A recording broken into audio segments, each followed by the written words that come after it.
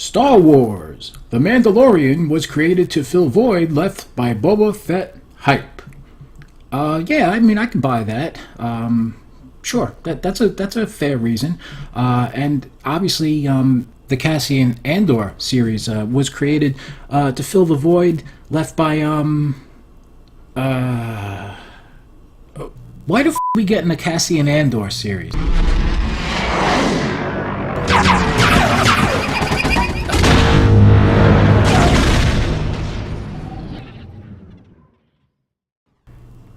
How's it going, everybody? This is Phil.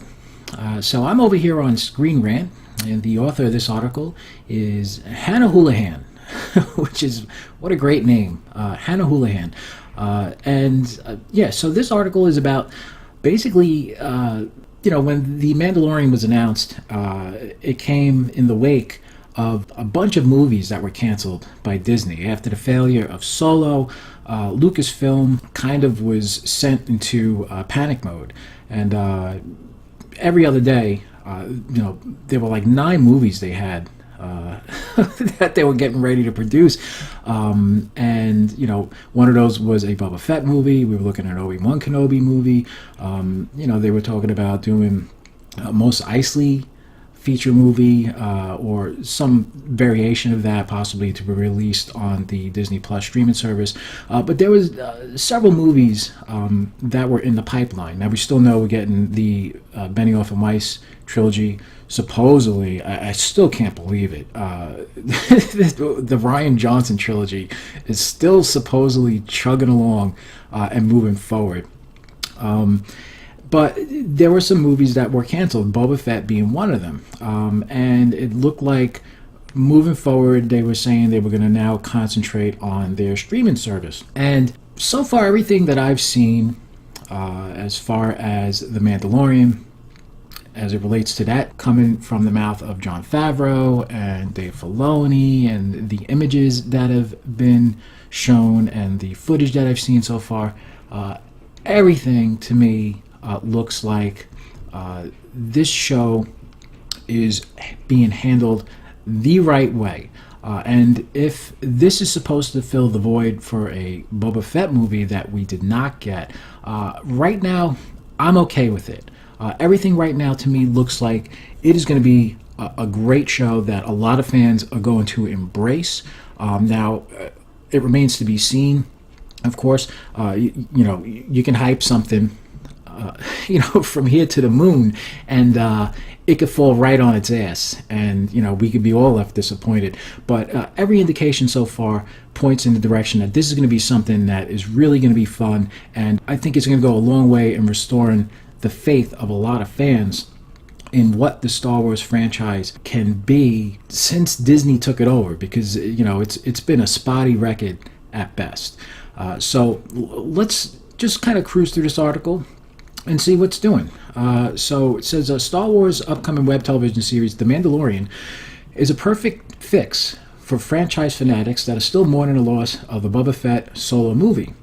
The Mandalorian tells the story of an unnamed bounty hunter known as the Mandalorian, only as the Mandalorian for now, and takes place shortly after the events of Return of the Jedi. And I believe it's set 5 years post Return of the Jedi, if I'm not mistaken. It's set to premiere on November 12th on Disney's soon-to-be-released streaming service, Disney Plus. Unlike Netflix's formula, which allows streamers to binge a show in one sit-in, Star Wars fans will have to wait for new episodes of the series. This is a very sneaky thing that Disney's doing. Netflix has kind of spearheaded the idea that you release a series on day one, and if you have enough free time, you could just cruise right through a new season of Stranger Things in one sit-in, if you're so inclined to do so. What Disney's doing is smart, because as far as making a buck is concerned, because they're going to give you the first month for free. So they're going to rope you in, and you're going to want to watch The Mandalorian, because you're not going to want to have anything spoiled for you. And then after the first month, you've seen a couple of episodes, and now you're going to have to stick with it.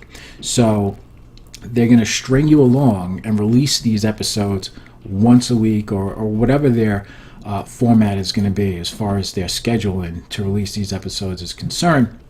And yeah, it's so you'll get your first month for free, but if you want to do it the legal way, you'll stick with Disney Plus until the series ends. So the only way you're going to get around that is if you actually wait for the whole entire series to finally be released on Disney Plus after how many number of weeks, and then you're going to have to avoid social media and YouTube and all kinds of spoilers and articles, and so it's like they got you, because in this day and age, how do you insulate yourself from finding out key information about a series that you have a real interest in? It's almost impossible. So Disney is leveraging the fans' interest in the show against them in a way to get them to stay on board, try their service out for 1 month, and then stick with it until the very end. And it's a very it's a very savvy move on their part, and we'll see how that goes for them. I'm sure they're going to have a huge user base by the time it's all said and done. A lot of people are going to probably subscribe, but we'll see if people are going to hop in and hop out with services like they do with Netflix, where they'll binge a show for a month and then leave it alone for another 5 or so months, and then come back to it when another show shows up that they like to watch, and then leave that shortly thereafter. So as disappointing as that may be, the first episode will be instantly available to Disney Plus subscribers at launch. So that's, I believe, November 12th. Should be able to watch the first episode with a small possibility of a second episode being added in. So a lot of details surrounding the live-action series have been kept under lock and key. But this year's Star Wars Celebration in Chicago gave fans a glimpse at these new characters brought to life. Official images showed Gina Carano in character as Cara Dune, along with Carl Weathers as Grief Marga. To top it all off, exclusive footage also showcased Pedro Pascal as the titular character working with Weathers' Grief to make a commission. And then there goes all of those Mandalorian conspiracy theories right out the window. So photos of Pascal's Mandalorian are strikingly similar to Star Wars' infamous bounty hunter Boba Fett. In an interview with GMA, John Favreau stated that inspiration for the series was drawn from the fact that he never felt he got to see enough of Boba Fett, even though there was so much hype around him. Favreau and the series co-creator Dave Filoni created the show out of an intrigue that surrounded the mysterious bounty hunter and a longing to show more about him. Pascal added in that his character is a bounty hunter like Boba Fett and a lone gunfighter in the outer reaches of the galaxy. And I mean, look at that image. It really has a great look so far. I mean, I swear, they're just doing fantastic work as far as I'm concerned. Boba Fett is a character that many in the Star Wars fan base have longed to learn more about. For years, a film surrounding the character was supposedly in the works, but was scrapped in late 2018 after Solo, a Star Wars story, had an underwhelming performance at the box office. Fearing for upcoming projects surrounding individual characters in the Star Wars universe, current president of Lucasfilm, Kathleen Kennedy, made the decision to end the project altogether. Now, we all know Solo bombed. That was on the heels of The Last Jedi. They still refuse to, admit that fallout from The Last Jedi had anything to do with that. It's still about releasing it too close on the schedule, not pushing it to December. That might have helped this movie somewhat, but I don't think it would have made the type of difference that they're assuming it would have, or lying to themselves about. It's this movie was destined to bomb regardless. I mean, it was a sacrificial lamb, on the altar of the fan community after the dumpster fire that was The Last Jedi. And then as a result of that, everybody got cold feet, and they pulled the plug on a lot of these projects here, which is a shame because we lost the Boba Fett movie, we lost an Obi-Wan Kenobi movie, and who knows what else they might have been working on. So instead, she pursued The Mandalorian, which would give fans a deeper look at bounty hunters in the Star Wars universe, while also serving as a safer bet profit-wise for the company on Disney's streaming service. Yeah, sure, because it's a series, it can be stretched out. It's also got a smaller budget, and the backlash wouldn't necessarily be there as far as a box office disaster is concerned if the movie underperforms. If you have a show that's released on a streaming service, and the streaming service has 100 million subscribers, Disney they're not inclined. They don't need to release their numbers for how many people actually stream The Mandalorian. The Mandalorian would stay on that network indefinitely as a part of the package when you join up. It's something there for you to watch if you so feel inclined to do so. And it would never be under the scrutiny of whether or not box office receipts validated the expense that was put into making a movie or a series such as The Mandalorian. So it's doing these shows, this show, the Cassian Andor show, whoever the hell's looking for that. If nobody watches Cassian Andor, nobody will know. Nobody will know because Disney doesn't have to release those numbers, and if it's not going to fail at the box office. So, and people are already subscribers, so they're not going to lose money on commercials. They're not going to lose money at the box office. They'll put their budget out there probably for how much the series is going to cost, much like they did with The Mandalorian, and that'll be it. And then the series will go on, and everyone will rant and rave about how great it is that works at Lucasfilm and Disney. And, the fans will be the best barometer about whether or not that show is worth anybody's time watching. Much in the same way that, a lot of fans have been all over Star Wars Resistance. So, it's a smart move. For a lot of different reasons, and it kind of gets Kathleen Kennedy out of the crosshairs in a sense, but it doesn't exactly absolve her of all of her past indiscretions.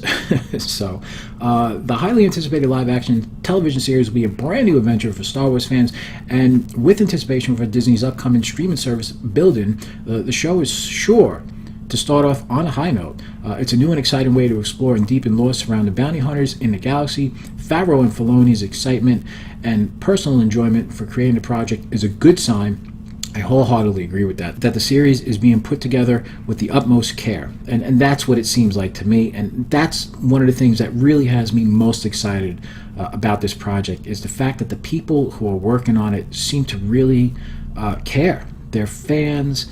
They grew up with this stuff. And I mean, look, we've always wanted to see Filoni ascend to the top ranks. And this is just another step in the right direction for him. And, it's going to be great to see him direct some live action Star Wars for a change. I mean, he's had his hands in animation for years. So I'm excited to see what Filoni does with the episodes that he does get to direct. Not to mention, if the show ends up being a success, fans could be treated to a Boba Fett appearance later down the line. And I think I would love to see that. I think a lot of us would like to see that at some point, and who knows where he shows up in the series and at what point. If it's something that they kind of dangle like a carrot for 1 or 2 seasons, and then boom, he hits in the 3rd season or the end of the 2nd season, and it's just like, man, now we're really off to the races. So we'll see how it all happens. So that's pretty much it. Again, I'm really looking forward to this. If this is supposed to fill the void left by Boba Fett, good, because it looks like not only are they filling the void, they're kind of adding more than maybe they would have been able to add with Boba Fett. They're not hamstrung necessarily by his story.